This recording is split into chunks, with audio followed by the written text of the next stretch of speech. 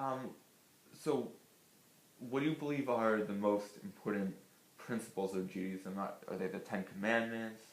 Certainly the Ten Commandments. The Ten Commandments are largely ethical. Honor your mother and your father, don't bear false witness, don't covet the things that your neighbor has. And so most of the Ten Commandments are challenging us to live a good and honest and respectful life. But at the same time, the Ten Commandments have theological commandments. I am the Lord your God. You shall have no other gods before me. And so there's this balance between that which is theological and that which is ethical. And then there's one commandment that falls into the gray area, which is the commandment to observe the Sabbath. Because one can argue the Sabbath is a theological commandment. We are resting the way that God rested after 6 days of creation.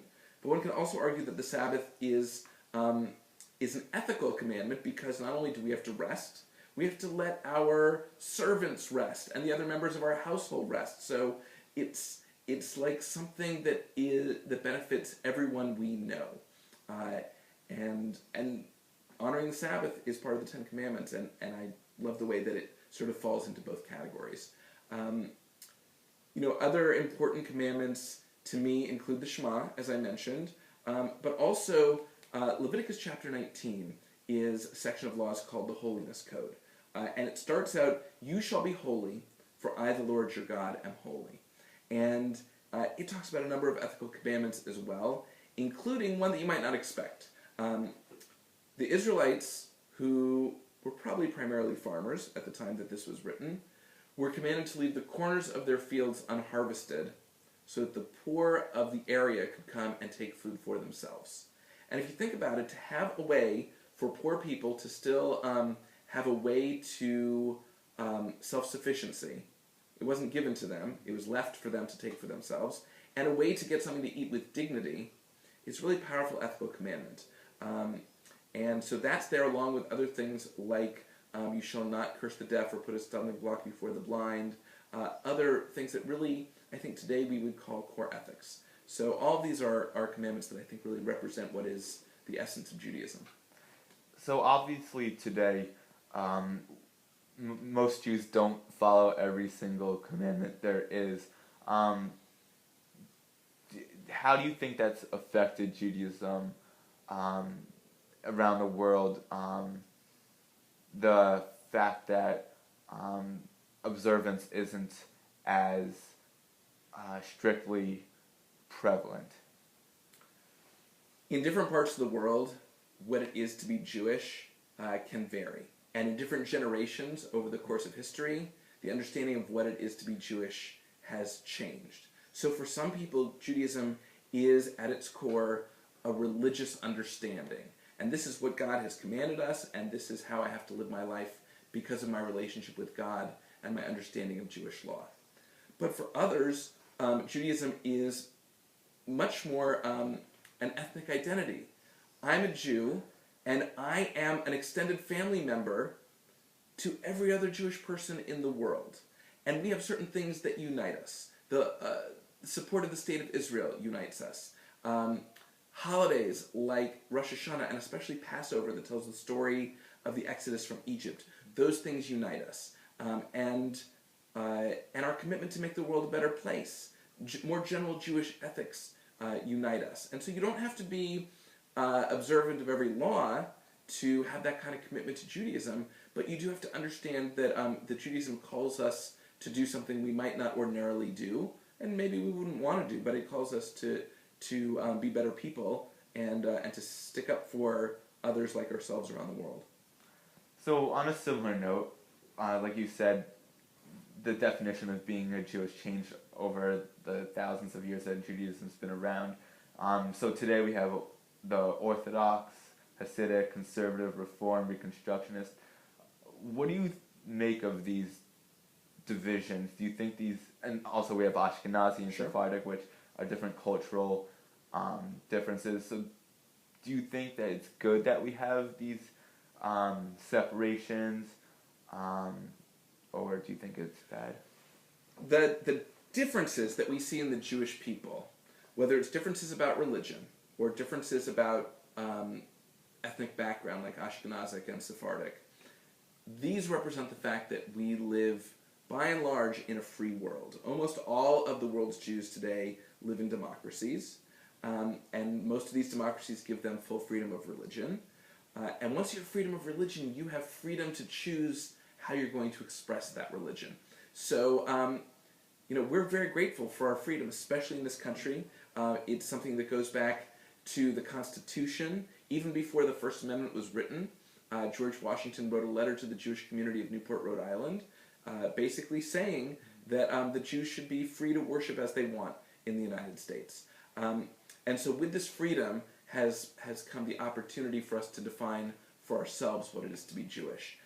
And that's why in one country, sometimes in one city, in a few cases in one neighborhood, you can have Reform, Conservative, Orthodox, Ultra-Orthodox, Ashkenazi, Sephardi, Israeli immigrants, people who just consider themselves a secular but proud Jew. They can all be living together because that's one of the blessings that freedom has given us.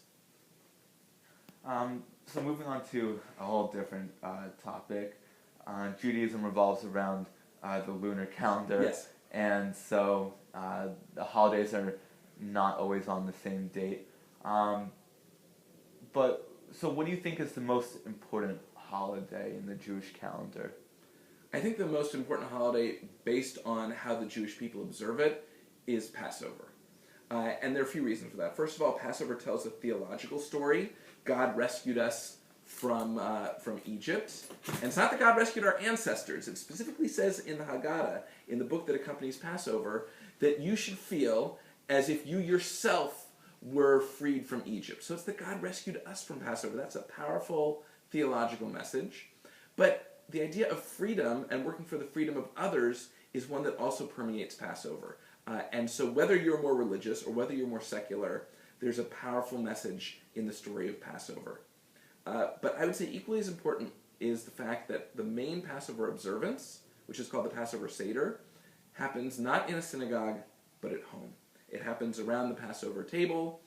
You have a dinner, and several of the things that are served have symbolic value. And the fact that you can customize the Seder to reflect your family's traditions, to reflect the symbolism that you think is important for you and your family, I think that really serves to personalize the holiday. And especially in our era, people are really looking for personal meaning in religion, and it's very easy to create that around your own family's dinner table at the Passover Seder. So one of the laws of Judaism are keeping a kosher diet. Mm-hmm. What exactly is a kosher diet, and how are kosher laws established? Okay, so interestingly, keeping kosher is very important to the Jewish identity. Even people who don't keep kosher understand that that keeping kosher is a very important part of what it is to be Jewish, and what the Jewish people do to set themselves apart in one way or another. And keeping kosher is actually not just one set of laws. It's a number of laws. Most of them are found in the book of Leviticus about the things that you can't eat. So it goes through, and so there's certain land animals you can eat and certain land animals you can't eat. And beef and lamb are permitted, but pork is prohibited. There are certain sea animals you can eat and certain sea animals you can't eat. To be permitted, a fish has to have fins and scales, which means that most shellfish, like shrimp and lobster, they're prohibited, and most regular fish, like salmon and halibut and cod, those are permitted. And then there is poultry, and for poultry, it doesn't give categories. It actually identifies certain birds. We don't know what all of them are today, but it identifies certain birds that were prohibited, and everything else was permitted. And it's our belief that the birds that were prohibited were all birds of prey. In other words, there's a certain violence involved in eating meat and eating poultry, and we come to terms with that by putting strictures on what we eat and how we eat it. And one of the strictures is that we're not going to sort of add violence to violence by eating birds of prey. So we only eat vegetarian birds like chicken and turkey and duck, those are kosher birds. And with the idea that what we put in our mouth should not be something that is prepared to kill something else. So we have a number of these prohibitions, and interestingly, probably the single greatest prohibition comes from a single verse in the Torah. We have a prohibition today that prohibits mixing meat and poultry with any kind of dairy. So there's no cheeseburgers, no chicken parmesan, and the verse just says, you shall not boil a kid in its mother's milk. That's the whole verse. And from that, later generations have wanted to clarify it, have wanted to be sure that they didn't trespass upon that law in any way, and now the Jewish people who keep kosher separate milk and meat by having two separate sets of dishes, two separate sets of utensils, by separating the amount of time between when they eat meat and when they eat milk. And in fact, there are several kosher restaurants here in Bergen County, but if you pay close attention, each kosher restaurant is devoted only to meat or only to milk. The idea that they would serve both makes the people who keep track of those things nervous. There's too much risk involved in a restaurant serving both milk and meat, even if it was on different days of the week. So every kosher restaurant serves only meat or only milk, but never both. There is a sect of Judaism in Israel that follows the Torah to a strict interpretation. Mm-hmm. So they actually don't keep kosher, do they? Right, so I think you're referring to Karaite Jews. Right. Karaite Jews reject the oral Torah. They reject the Talmud. They think that it was a historical fabrication. And so the observance of Karaite Jews depends only on the written Torah, only on the 5 books of Moses.